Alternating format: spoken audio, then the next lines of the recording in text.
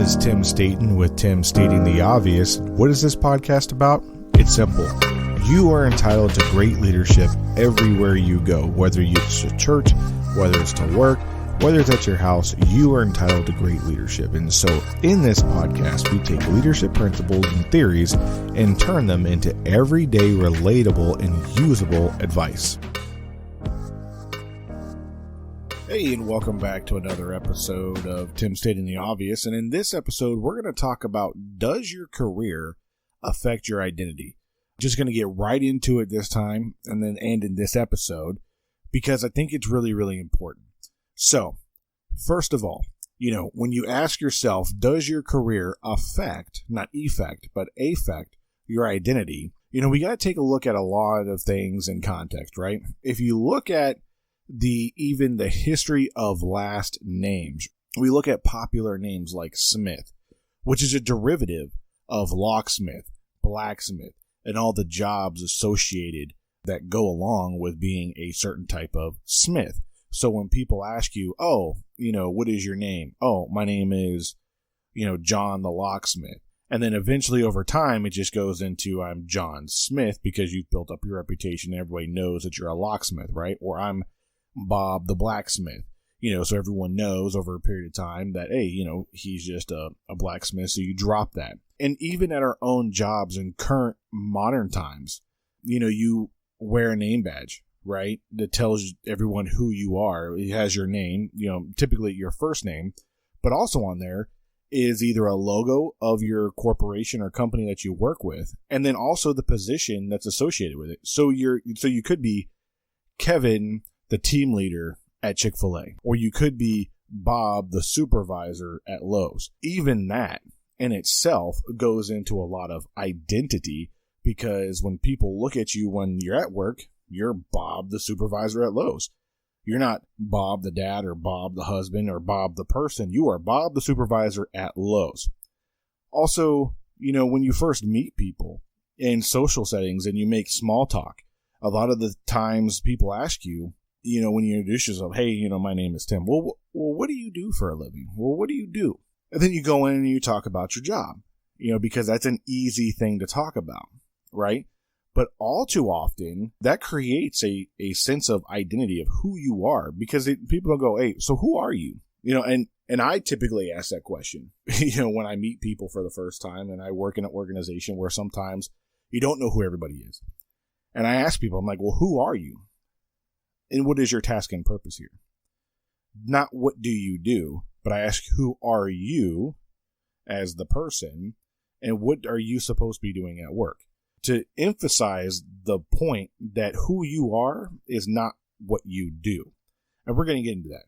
So, too much investment into work and your identity can create a psychological state called enmeshment. Even the Harvard Business Review describes a situation where boundaries between people become blurred and individual identities lose importance. And this prevents a development of a stable and independent self, right? So, because you're constantly comparing yourself of who you are as a person to what you actually do, and not just who you are as a person. And that can tie into your self-worth. And there's positives and negatives to that, right? So some of the positive things about that are, if you're at work and you do successful things, then you tie that into individual self-success because you've been successful at work.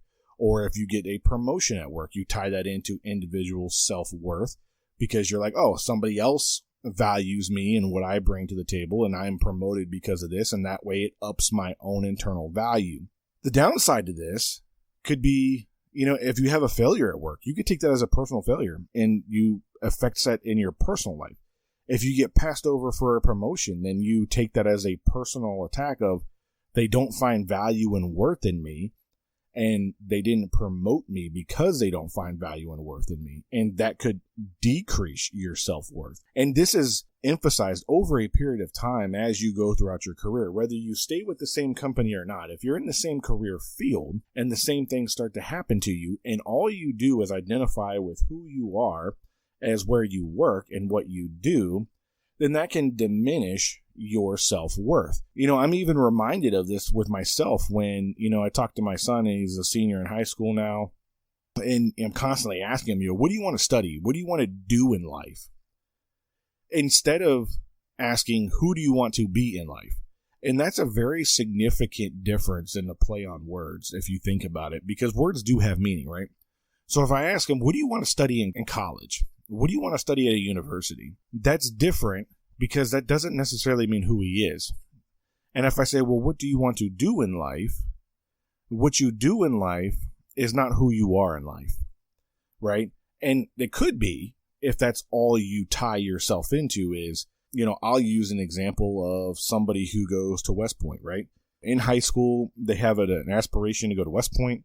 They do everything they need to do to check the blocks, to get the congressional recommendations, and then they submit their nominations. They go through a selection process. Then they go to West Point. When they're at West Point, then they go through another indoctrination period where they're told you're going to be Army officers and you're going to be leaders.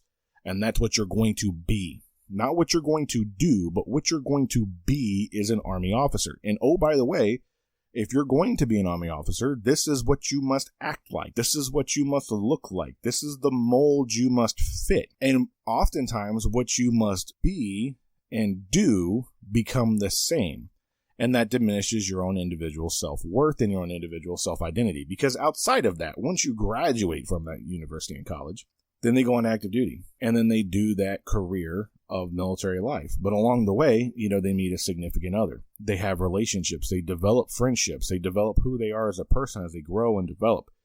And oftentimes that can get blurred into, no, I am just an Army officer and I am not an individual person and civilian. That has a lot of pros and cons to it in itself. But if you take that with another situation like, hey, I want to be a doctor for my profession.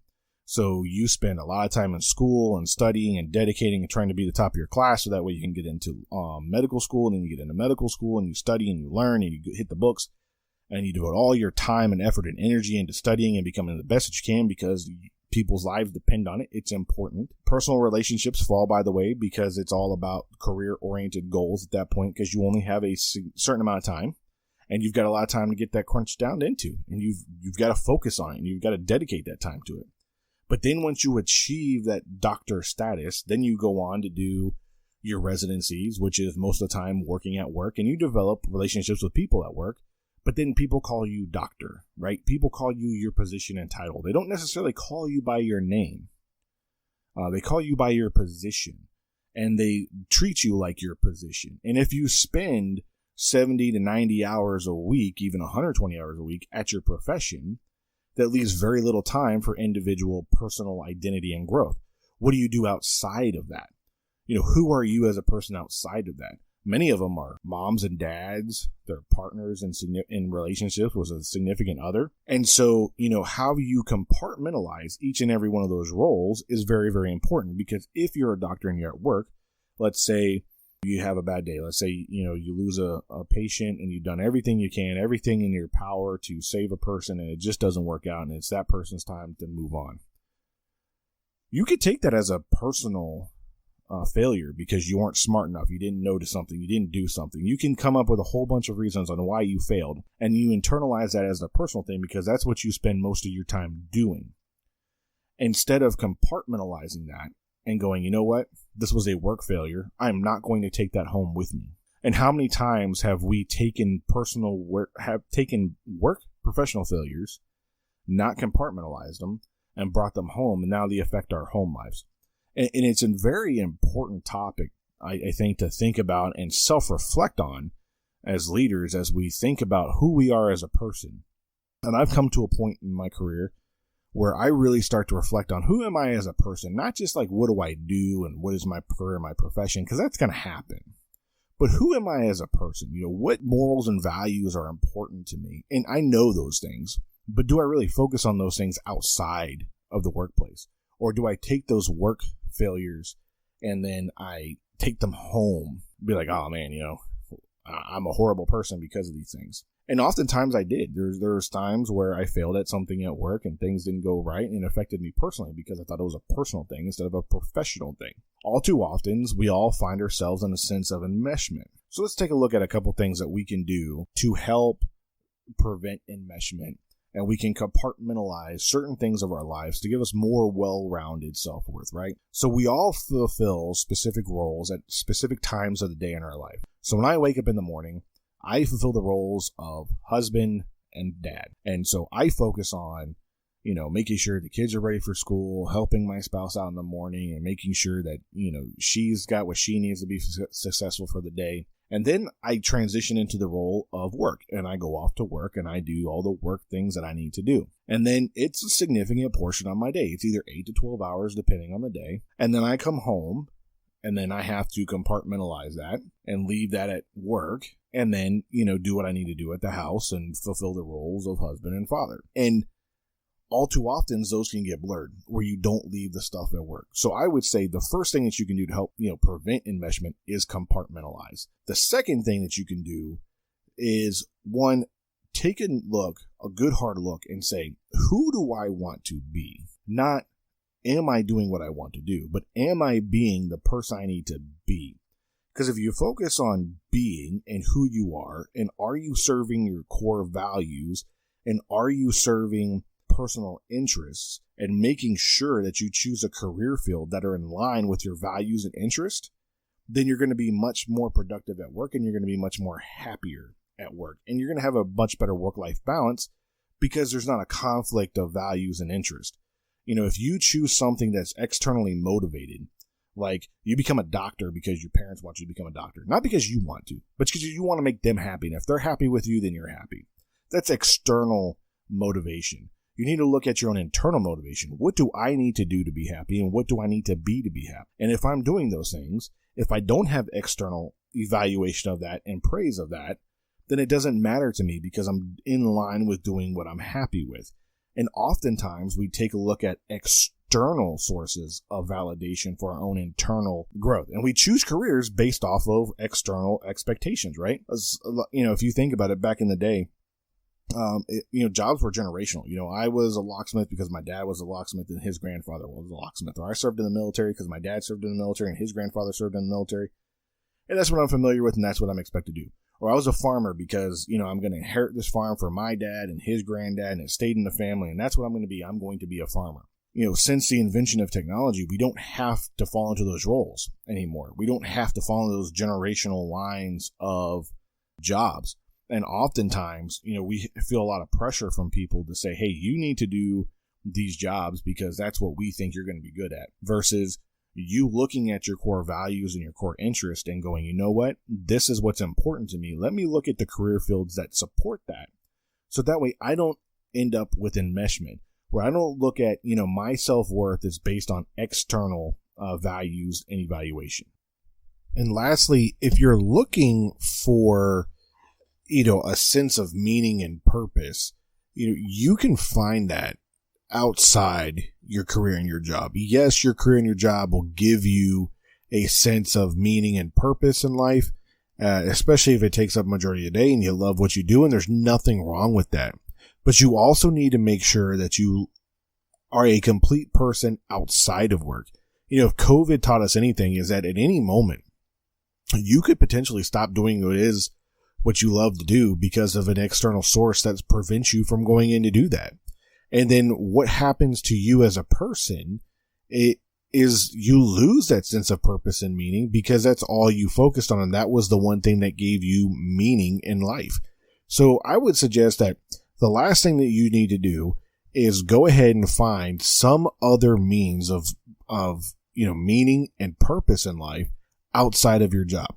That way, when that's not there anymore and you get up and you look at yourself in the mirror, that you don't have that sense of, who is this person that I'm looking at? You know who you are. Your identity is not wrapped up in your career. It was a part of who you are. It was a part of who made you to be who you are today, because our identity is the sum of all of our experiences in life. So make sure that you focus on the things that are really important and you have some type of meaningful connection outside of your career.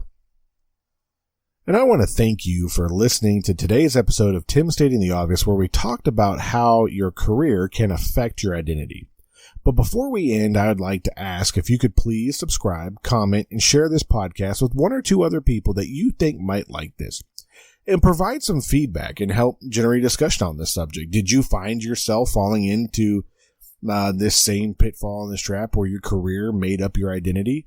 Or if not, what did you do to make sure that you didn't fall into this, that your identity was the total sum of all your parts and the total sum of all your roles that you fill every single day? Lastly, I'm very interested in hearing about you and your stories. That's why I just ask these questions.